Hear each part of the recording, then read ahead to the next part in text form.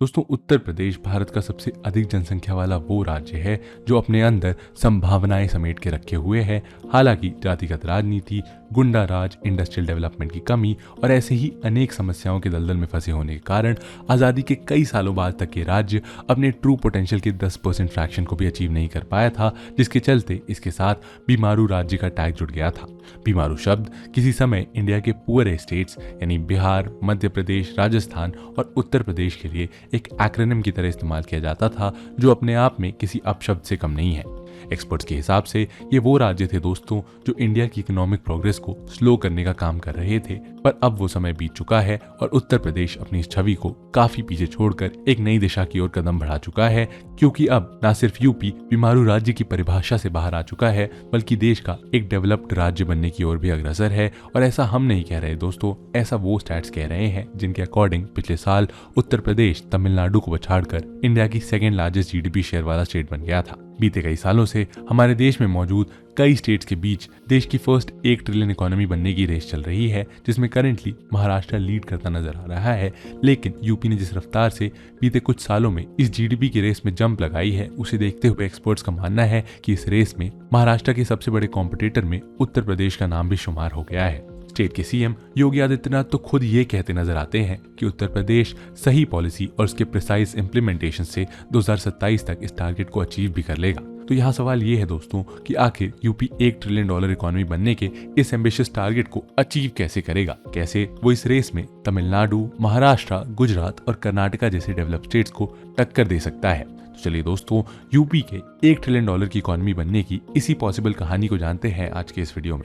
नमस्कार दोस्तों, मैं हूं शशांक पांडे और आप देख रहे हैं वर्ल्ड अफेयर्स। लेकिन दोस्तों, इससे पहले कि हम इस वीडियो में आगे बढ़े, मैं आप सभी से ये बताना चाहता हूं कि अनअकैडमी का जो यूपीएससी सब्सक्रिप्शन है, जिसके प्लस कोर्सेज से 70+ सिलेक्शंस हुए हैं यूपीएससी सीएसई 2023 में, वो अभी अवेलेबल है at a very amazing pricing, जो कि है 29,999 रुपए। और इस 15 महीने के सब्सक्रिप्शन में कवर होता है आपका कंप्लीट जीएस, सीसैट और आपको मिलता है टेस्ट सीरीज का access and access to all batches in every language available. और दोस्तों, ये एक लिमिटेड पीरियड ऑफर है, तो इससे पहले ये प्राइसेस चेंज हो, आप अभी जाकर इस सब्सक्रिप्शन को लें और अपनी यूपीएससी तैयारी को और मजबूत करें।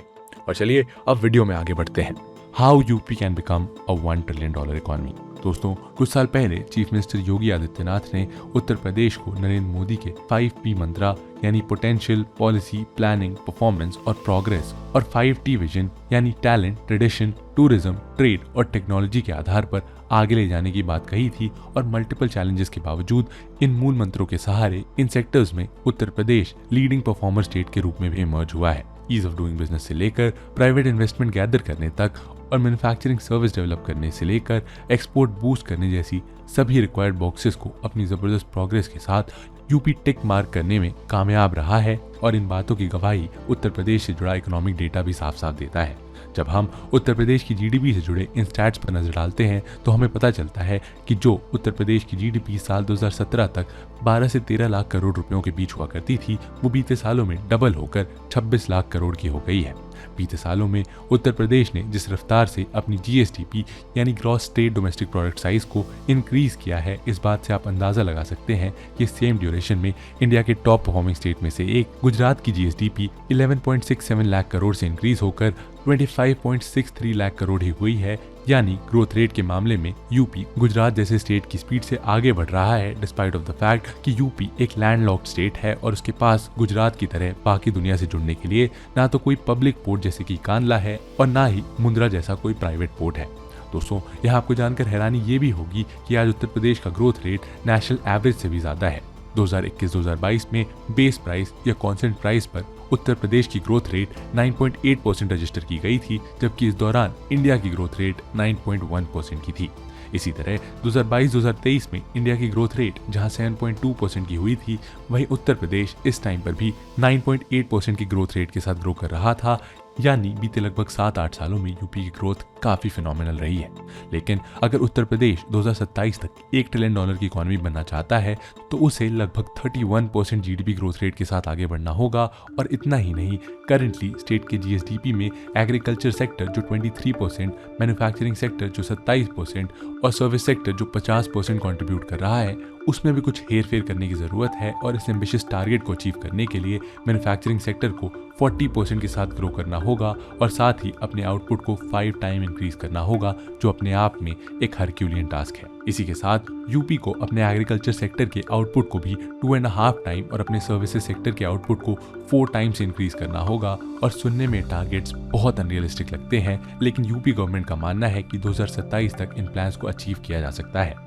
दोस्तों, यहाँ यूपी गवर्नमेंट का ये भी मानना है कि अगर कुछ और डायमेंशंस को ठीक से कंट्रोल कर लिया गया तो जल्द ही यूपी $1 ट्रिलियन की इकोनॉमी का टाइटल भी होल्ड कर सकता है। आइए दोस्तों, अब जानते हैं कि कौन से वो डायमेंशंस हैं जो यूपी कंट्रोल करना चाहता है ताकि वो $1 ट्रिलियन की इकोनॉमी बन जाए। Dimensions in focus for achieving the 1 trillion mark. Number 1, infrastructure. दोस्तों, यूपी इंडिया का 4th लार्जेस्ट स्टेट है, जहां देश की लगभग 17% पॉपुलेशन रहा करती है। यहाँ छोटे कस्बे से लेकर बड़े शहर और सभी टीयर्स की सिटीज मौजूद हैं, लेकिन इसके बावजूद उत्तर प्रदेश खराब सोशियो इकोनॉमिक इंडिकेटर्स की प्रॉब्लम से जूझ रहा है, जिसका एक बड़ा कारण है यहाँ का पुअर इंफ्रास्ट्रक्चर। और इसी को सुधारने के लिए गवर्नमेंट ने अपनी इंफ्रास्ट्रक्चर रिलेटेड पॉलिसीज और रोड मैप को रिविजिट करके चेंज करना शुरू किया है। करेंटली सरकार का मानना है कि इंफ्रास्ट्रक्चर पर खर्च किया गया अमाउंट फ्यूचर में मल्टीप्लाई होकर गवर्नमेंट के पास ही वापस आ जाता है। और इसको हम अब अगर एक एग्जांपल से समझें तो जब सरकार एक्सप्रेसवे बनाती है तो उस रीजन का ट्रेड वॉल्यूम इंक्रीज होता है, जिससे लोगों के पास ज्यादा पैसा आता है और एक्सप्रेसवे पे खर्च किया गया वो पैसा उस इंक्रीज हुई इनकम का एक हिस्सा बनकर टैक्स के रूप में सरकार के पास वापस लौट आता है। और यही कारण है कि यूपी सरकार ने अपने करंट बजट में गवर्नमेंट एक्सपेंडिचर का 1/5 हिस्सा इंफ्रास्ट्रक्चर को ही एलोकेट किया है। हैरानी की बात यहाँ ये है दोस्तों कि इस दौरान गवर्नमेंट ने कोई नया इंफ्रास्ट्रक्चर प्रोजेक्ट अनाउंस नहीं किया है, बल्कि एग्जिस्टिंग प्रोजेक्ट्स को ही फिनिश करने के लिए 2.04 लाख करोड़ का एक्सपेंडिचर अनाउंस किया है। दरअसल दोस्तों, यूपी गवर्नमेंट का सबसे बड़ा फोकस अपने एक्सप्रेस वेज पर ही है, ताकि वो स्टेट के डिफरेंट रीजन्स को फास्टर रोड्स के साथ कनेक्ट कर सके। और यही कारण है कि आज उत्तर प्रदेश में एक्सप्रेस वेज की भरमार लग चुकी है। आज उत्तर प्रदेश के पास दिल्ली को आगरा से कनेक्ट करने वाला यमुना एक्सप्रेसवे, आगरा को लखनऊ से कनेक्ट करने वाला आगरा लखनऊ एक्सप्रेसवे और गाजीपुर को लखनऊ से कनेक्ट करने वाले पूर्वांचल एक्सप्रेसवे जैसे कई सारे ट्रांसपोर्टेशन सिस्टम्स का एक नेटवर्क मौजूद है। और फिलहाल स्टेट में कई ऐसे एक्सप्रेसवेज अंडर कंस्ट्रक्शन भी हैं। एग्जाम्पल के लिए मेरठ को प्रयागराज से जोड़ने के लिए बनाया जा रहा गंगा एक्सप्रेसवे, जिसे 2025 के प्रयागराज महाकुंभ से पहले कंप्लीट किया जाना है। इसी तरह लखनऊ कानपुर एक्सप्रेसवे, गाजियाबाद कानपुर एक्सप्रेसवे और दिल्ली सहारनपुर देहरादून एक्सप्रेसवे भी अंडर कंस्ट्रक्शन स्टेज में ही है। यही सब एक्सप्रेसवेज यूपी के की एक्सपोर्ट हब्स को आपस में जोड़ रहे हैं, जिससे स्टेट में फ्रेट मूवमेंट फ्लॉलेस और फास्टर बन रहा है। इस वास्ट रूट नेटवर्क के अलावा यूपी के पास कंट्री का लार्जेस्ट रेलवे नेटवर्क भी एग्जिस्ट करता है, जिसकी टोटल लेंथ लगभग 9000 किलोमीटर की है और जो लगभग कंप्लीटली इलेक्ट्रिफाइड भी है। दोस्तों, गवर्नमेंट का ये विजन है कि वो उत्तर प्रदेश को आगे आने वाले समय में 21 एयरपोर्ट भी दे पाए, लेकिन करेंटली उत्तर प्रदेश में 5 डोमेस्टिक और 3 इंटरनेशनल एयरपोर्ट्स ही हैं। लेकिन स्टेट में under construction J1 international airport के बनने के बाद स्टेट की प्रगति को पंख लगने वाले हैं। दरअसल अपने कंप्लीशन के बाद ये एयरपोर्ट इंडिया का लार्जेस्ट एयरपोर्ट होगा, जो कुल मिलाकर 1334 एकड़ में फैला होगा और जिसे बनाने की कॉस्ट लगभग 30,000 करोड़ रुपए आएगी। इस एयरपोर्ट में देश का पहला integrated multi modal cargo hub भी डेवलप किया जाएगा, जिसके चलते न सिर्फ स्टेट के एक्सपोर्ट में बूम आएगा, बल्कि साथ ही इससे स्टेट अपनी इंपोर्ट नीड्स को भी फुलफिल कर पाएगा। सरकार का मानना है कि इस तरह अपनी इंफ्रास्ट्रक्चरल नीड्स को देश के दूसरे ग्रोइंग स्टेट्स के अकॉर्डिंग ट्रांसफॉर्म करके यूपी न सिर्फ शानदार पेस पर आगे बढ़ सकता है, बल्कि ऐसा करने से 31% ग्रोथ वाले उस टारगेट को भी पॉसिबली अचीव किया जा सकता है। Number 2, business and investment. दोस्तों, इकोनॉमी की ग्रोथ के लिए ये बहुत इंपॉर्टेंट है कि बिजनेस और इंडस्ट्रीज को स्टेट में इनवाइट किया जाए, लेकिन इसके लिए गवर्नमेंट को स्टेट में बिजनेस कंड्यूसिव एनवायरनमेंट तैयार करना पड़ता है, जिससे स्टेट की ease of doing performance automatically increase हो जाती है। ईज ऑफ डूइंग बिजनेस में अच्छा परफॉर्म करने के लिए स्टेट में कुछ बेसिक चीज़ों का सिंपल होना बेहद ज़रूरी होता है। उदाहरण के लिए बिजनेस स्टार्ट करना आसान हो, उसके लिए कम पेपर वर्क लगे, प्रोसेसेस फास्ट हो, इंडस्ट्रीज को प्रॉपर इलेक्ट्रिसिटी मिले, प्रॉपर्टी रजिस्ट्रेशन ईजी हो और टैक्सेस कम हो एटसेट्रा। आज जिस फ्लॉलेस मैनर में यूपी आगे बढ़ रहा है, उसका एक बड़ा कारण ये भी है कि यूपी ने इन सभी बॉक्सेस को टिक किया है और इसी के चलते इन्वेस्टर्स यूपी की ओर मूव करने लगे हैं। और नतीजा 2017-2018 में जो Uttar Pradesh ease of doing business assessment में 12वें पोजीशन पर आता था, वो 2021 में अब 2nd पोजीशन पर आ गया है। और इसका सबसे बड़ा श्रेय सरकार द्वारा शुरू किए गए निवेश मित्र सिंगल विंडो पोर्टल को दिया गया है, जिसकी वजह से 34% एनओसी और लाइसेंस एप्लीकेशन को डिस्पोज ऑफ किया जा सकता है। दोस्तों, आज सरकार ने अपने 41 डेवलपमेंट की 4 481 सर्विसेज को सिंगल विंडो सिस्टम के अंदर कंबाइन कर दिया है और अब 13 लाख लाइसेंस एप्लीकेशन में से 94% से ज्यादा एप्लीकेशंस को डिस्पोज ऑफ भी किया जा चुका है। यही नहीं, Uttar Pradesh business reform action plan के अंडर सजेस्टेड रिफॉर्म्स को इम्प्लीमेंट करने में भी सबसे आगे नजर आता है। इसके साथ ही different districts ease of doing business में अच्छा कर सके, इसके लिए उत्तर प्रदेश ने अपने सभी 75 डिस्ट्रिक्ट्स को रैंक करना भी शुरू कर दिया है ताकि वीकर डिस्ट्रिक्ट्स पर स्पेशल एम्फेसिस और स्ट्रॉन्गर डिस्ट्रिक्ट्स पर स्मार्टर एम्फेसिस दिया जा सके। गवर्नमेंट के इन सभी स्टेप्स के चलते उत्तर प्रदेश में इन्वेस्टमेंट का एनवायरमेंट तैयार हुआ है, जिसके लिए 3 बेसिक कंडीशंस को फुलफिल करना इंपॉर्टेंट होता है। इसमें पहला है एक अच्छा लॉ एंड ऑर्डर सिचुएशन, दूसरा है अच्छा इंफ्रास्ट्रक्चर और तीसरा है ईज ऑफ डूइंग बिजनेस। दोस्तों, यूपी ने इन तीनों एस्पेक्ट्स पर काम करने के बाद ही स्टेट में इन्वेस्टमेंट लाने का प्रयास किया है और साथ ही और ज्यादा इन्वेस्टमेंट को अट्रैक्ट करने के लिए ग्लोबल इन्वेस्टर समिट जैसे इवेंट्स को भी ऑर्गेनाइज कर रही है, जिसमें सरकार को 36 लाख करोड़ रुपए के इन्वेस्टमेंट प्रपोजल्स मिले हैं, जिनसे स्टेट में 1 करोड़ से ज्यादा जॉब अपॉर्चुनिटीज क्रिएट की जा सकती है। इस इवेंट में मैक्सिमम इन्वेस्टमेंट नोएडा को मिली है, जिसका रीजन है इसकी एक्सप्रेसवे से अच्छी कनेक्टिविटी और यहाँ बन रहा जेवर एयरपोर्ट। इसी तरह स्वीडिश कंपनी आइकिया भी नोएडा में लगभग 5500 करोड़ रुपीस इन्वेस्ट करके एक ऐसी फैसिलिटी बना रही है जिसमें mall, retail outlets, residential outlets और मीटिंग सेंटर्स होंगे। Similarly Lulu group 2500 crore, Adani group 5000 crore, M3M India private limited 75,000 crore, इंजिंका 4300 crore, clear lake private limited 4000 crore, theme county private limited 3200 crore, Godrej properties limited 2400 crore, Fairfox infra air और रोजबेरी स्टेट 2000 करोड़ रुपए का इन्वेस्टमेंट नोएडा में लेकर आ रहे हैं। नोएडा की ही तरह ह्यूज इन्वेस्टमेंट आगरा और लखनऊ जैसे स्टेट के कई और डिस्ट्रिक्ट में भी देखी जा रही है और रिलायंस ग्रुप 75,000 करोड़ की इन्वेस्टमेंट के साथ यूपी में 10 गीगावाट की रिन्यूएबल एनर्जी कैपेसिटी सेटअप कर रहा है, जहां पूरी इन्वेस्टमेंट में से 10 लाख करोड़ रुपए से ज्यादा इन्वेस्टमेंट प्रपोजल्स को इम्प्लीमेंट भी किया जा चुका है। इतनी सारी इन्वेस्टमेंट का बहुत बड़ा रीजन उत्तर प्रदेश की वर्किंग एज पॉपुलेशन भी है और जहां स्टेट की लगभग 56% पॉपुलेशन इस कैटेगरी में फॉल करती है, जो स्टेट के पास मौजूद मैन पावर को दर्शाता है। हाल ही में Uttar Pradesh global investor summit की 4th ग्राउंड ब्रेकिंग सेरेमनी में प्राइम मिनिस्टर नरेंद्र मोदी ने 10 ट्रिलियन रुपीस के 14,000 प्रोजेक्ट्स भी लॉन्च किए हैं, जहां इन प्रोजेक्ट्स में manufacturing, renewable energy, information technology, food processing, housing, real estate, hospitality, entertainment और एजुकेशन जैसे डिफरेंट सेक्टर शामिल थे। यूपी गवर्नमेंट ने बिजनेस को पुश देने के लिए स्पेशल इकोनॉमिक जोन्स भी बनाए हैं और दोस्तों, स्पेशल इकोनॉमिक जोन्स या SEZs ऐसे एरियाज होते हैं जहां बिजनेस और ट्रेड लॉज और ज्यादा लिबरल होते हैं ताकि इन एरियाज में बिजनेस फ्लरिश कर सके। यूपी के नोएडा में कई सारे स्पेशल इकोनॉमिक जोन्स ऑपरेशनल हैं, जैसे Noida special economic zone, HCL technologies, Wipro limited और NIIT टेक्नोलॉजीज लिमिटेड एक्सेट्रा।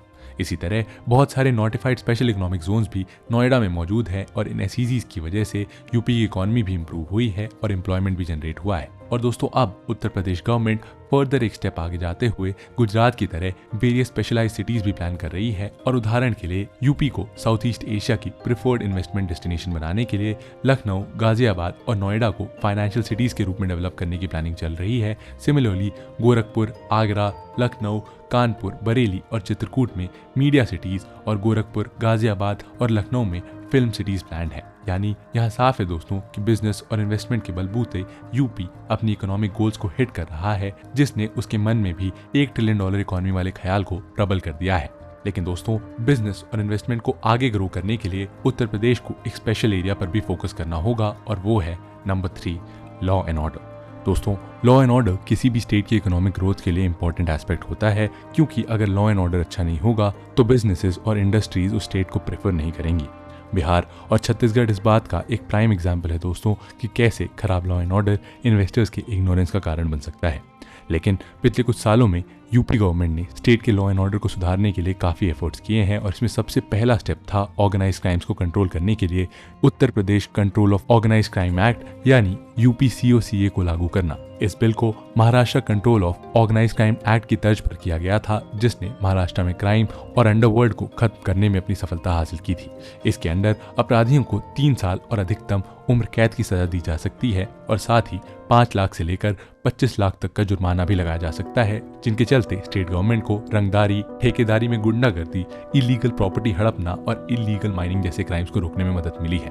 पहले जहां यूपी में आए दिन राइट जैसे बड़े और चोरी जैसे क्राइम्स अक्सर हुआ करते थे, वहीं अब स्टेट में ऐसी सिचुएशन कम विटनेस की जा रही है। जिसकी वजह है गवर्नमेंट की क्राइम और क्रिमिनल्स के against zero tolerance policy. Crime data को देखें तो पता चलता है कि उत्तर प्रदेश में क्राइम 2016 से ड्रास्टिकली रिड्यूस हुआ है।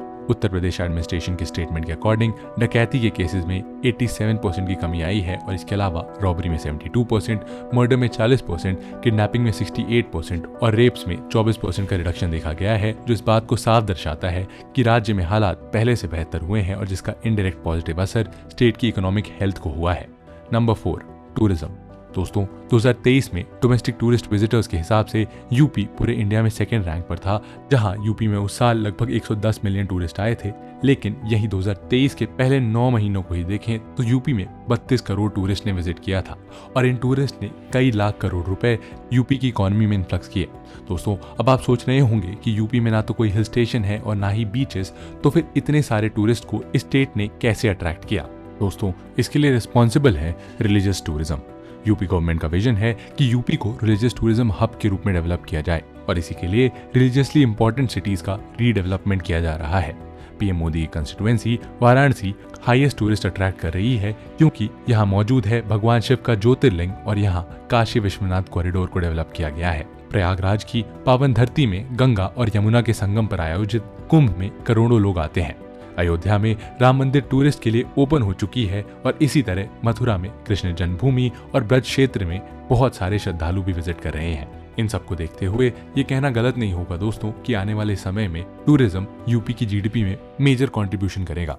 यहाँ तक कि हाल ही में प्राइम मिनिस्टर नरेंद्र मोदी ने उत्तर प्रदेश के टूरिज्म पावर हाउस पोटेंशियल को हाईलाइट करते हुए वाराणसी और अयोध्या को पॉइंट आउट किया था। उन्होंने कहा कि ये डेस्टिनेशन आने वाले समय में काउंटलेस विजिटर्स को अट्रैक्ट करने वाली है और साथ ही 2025 का कुंभ मेला स्टेट की इकोनॉमी और एम्प्लॉयमेंट जनरेशन में एक सिग्निफिकेंट इवेंट साबित होने वाला है। सिर्फ यही नहीं दोस्तों, आगरा, सारनाथ, कानपुर, झांसी और कुशीनगर जैसे हिस्टोरिकल धरोहर भी यूपी के पास मौजूद है और इसके अलावा मुजफ्फरनगर में शुक्र तीर्थ, चित्रकूट धाम, मिर्जापुर में विंध्याचल धाम, तराई बेल्ट में देवीपटन धाम और सीतापुर में नैमिषारण्य को रिलीजियस टूरिज्म स्पॉट के रूप में डेवलप किया जा रहा है, जो कि बताता है कि टूरिज्म भी $1 बिलियन की इकोनॉमी वाले उत्तर प्रदेश का मेजर कंट्रीब्यूटर बन सकता है। एग्रीकल्चर। दोस्तों अक्सर इस बात पर डिबेट होती है कि क्या एग्रीकल्चर को जीडीपी का एक मेजर कंट्रीब्यूटर होना चाहिए या नहीं। और दोस्तों ऐसा इसलिए है क्योंकि ये इंडिया में एक ऐसा सेक्टर है जिसमें large percentage of population involve है, पर इसकी जीडीपी में कंट्रीब्यूशन बहुत कम होती जा रही है। यूपी में लगभग 50% पॉपुलेशन अपनी लाइवलीहुड के लिए एग्रीकल्चर पर ही डिपेंडेंट है, पर जीडीपी में इसका कंट्रीब्यूशन सिर्फ 23% ही है। लेकिन क्योंकि 50% पॉपुलेशन एग्रीकल्चर में एम्प्लॉयड है, इसीलिए एग्रीकल्चर पर भी फोकस करना इंपॉर्टेंट है। अब वैसे तो उत्तर प्रदेश एग्रीकल्चर के मामले में काफी ब्लेस्ड स्टेट है क्योंकि यहाँ का मेजॉरिटी एरिया गंगा प्लेन्स का हिस्सा है, जहाँ मिलती है हाईली फर्टाइल एलुवियल सॉइल। इसके साथ ही यूपी में यमुना प्लेन्स और गंगा और यमुना के बीच हाईली फर्टाइल दोआब रीजन भी मिलता है। और इतना ही नहीं, उत्तर प्रदेश में इरिगेशन सिस्टम भी बहुत अच्छा है और यहाँ के लगभग 85% एरियाज में इरिगेशन फैसिलिटी अवेलेबल है। अपर गंगा कनाल, लोअर गंगा कनाल, ईस्टर्न यमुना कनाल और शारदा कनाल यूपी को एग्रीकल्चर के लिए एक फेवरेबल स्टेट बनाती है। और दोस्तों यही रीजन है कि आज उत्तर प्रदेश इंडिया में टोटल ग्रेन प्रोडक्शन के मामले में नंबर 1 है। और दोस्तों यही नहीं, इंडिया में sugar cane, wheat, potato, vegetable, watermelon, mushroom और मैंगो का सबसे ज्यादा प्रोडक्शन भी यूपी ही करता है। पर यहाँ एग्रीकल्चर की सबसे बड़ी प्रॉब्लम ये है कि आज भी यूपी में फूड क्रॉप्स का प्रोडक्शन ज्यादा होता है और इसीलिए ये इंपॉर्टेंट है कि गवर्नमेंट आने वाले समय में कैश क्रॉप्स के प्रोडक्शन को प्रमोट करे और साथ ही एग्रीकल्चर का जीडीपी में कॉन्ट्रीब्यूशन इंक्रीज करने के लिए फूड प्रोसेसिंग इंडस्ट्रीज को सेटअप करे, ताकि एग्रीकल्चर का रॉ मटेरियल इस्तेमाल करके फिनिश्ड गुड बनाया जा सके, जो स्टेट की जीएसडीपी में सिग्निफिकेंट कंट्रीब्यूशन करेगा। और तभी शायद ये सब फैक्टर्स मिलकर यूपी के इस अनरियलिस्टिक टारगेट को अचीव करवा पाएंगे। Way forward. दोस्तों इस बात में कोई शक नहीं है कि यूपी ने पिछले कुछ वर्षों में शानदार छलांग लगाई है और ये कहना गलत भी नहीं होगा कि यूपी ने अपने बदलाव के सफर की शुरुआत काफी अच्छे से की है, लेकिन अभी भी बहुत सारे एस्पेक्ट्स ऐसे हैं जिन पर सरकार को काफी काम करना पड़ेगा। दोस्तों भले जीडीपी शेयर के मामले में यूपी लिस्ट में ऊपर आ गया हो, लेकिन जीएसडीपी पर कैपिटा के मामले में यूपी का हाल बहुत अच्छा नहीं है। 2022-2023 की डेटा के अकॉर्डिंग महाराष्ट्र का पर कैपिटा जीएसडीपी जहां 2.24 लाख रुपीस है, तमिलनाडु का जहां 2.73 लाख रुपीस है, गुजरात का जहां 2.41 लाख रुपीस और कर्नाटका का जहां 3.01 लाख रुपीस है, वहीं यूपी का 83,000 रुपीस मात्र ही है। यानी पॉपुलेशन के हिसाब से उत्तर प्रदेश का जीडीपी शेयर में परसेंटेज अभी भी काफी कम है, जिसे बढ़ाने के लिए और भी काम किया जाना होगा। यूथ को एम्प्लॉयमेंट देना गवर्नमेंट की टॉप प्रायोरिटी में से एक होनी चाहिए, लेकिन यूपी में अभी एक तरफ जहां कॉर्पोरेट सेक्टर में जॉब का क्रिएशन काफी स्लो है, वहीं दूसरी तरफ गवर्नमेंट जॉब की वैकेंसीज फिल नहीं हो रही है। पिछले कुछ समय में बहुत सारे एग्जाम्स कैंसिल हुए हैं और गवर्नमेंट ने री एग्जामिनेशन करवाने का अनाउंसमेंट किया है, लेकिन इस पूरे प्रोसेस में सफर कर रहा है यूपी का यूथ, जिसको लेकर यूपी गवर्नमेंट को पिछले कुछ समय में काफी बैकलैश भी झेलना पड़ा है। तो दोस्तों, यहाँ ये जरूरी है कि एक तरफ जहाँ कॉर्पोरेट सेक्टर में जॉब अपॉर्चुनिटीज बढ़ाई जाए, तो वहीं दूसरी तरफ गवर्नमेंट वैकेंसीज को भी टाइमली फिल किया जाए। दोस्तों, उत्तर प्रदेश के पास फर्टाइल लैंड का गिफ्ट है, जिसका इस्तेमाल करके एग्रीकल्चरल प्रोडक्टिविटी को इंक्रीज किया जा सकता है और इसके साथ ही जीएसडीपी को भी इंक्रीज किया जा सकता है। लेकिन यूपी में एग्रीकल्चर के ऊपर अभी भी काफी ज्यादा डिपेंडेंसी है और जिसे कम करने के लिए स्टेट में और भी ज्यादा इन्वेस्टमेंट लानी होगी, यूथ को एम्प्लॉयमेंट देना होगा और उन्हें एम्पावर्ड बनाने के लिए एजुकेशन पर भी काफी काम करना होगा। इसके अलावा जिन एस्पेक्ट्स को सरकार ने ऑलरेडी सुधार भी लिया है, उन्हें भी मेंटेन करके रखने की जरूरत है, क्योंकि इन सब के बाद ही यूपी की सफलता का सफर सही अंजाम तक पहुंचेगा और तभी शायद यूपी भारत की पहली $1 ट्रिलियन इकोनॉमी बन पाएगा। और दोस्तों, इसी उम्मीद के साथ हम आज के इस वीडियो को यहीं समाप्त करते हैं। लेकिन आपके हिसाब से क्या सच में यूपी गवर्नमेंट द्वारा सेट किया गया ये टारगेट रियलिस्टिक है या अनरियलिस्टिक? जरूर बताइए अपने ओपिनियंस कमेंट सेक्शन में, और मिलते हैं आपसे ऐसे ही एक और इंटरेस्टिंग और इन्फॉर्मेटिव वीडियो के साथ। तब तक के लिए जय हिंद।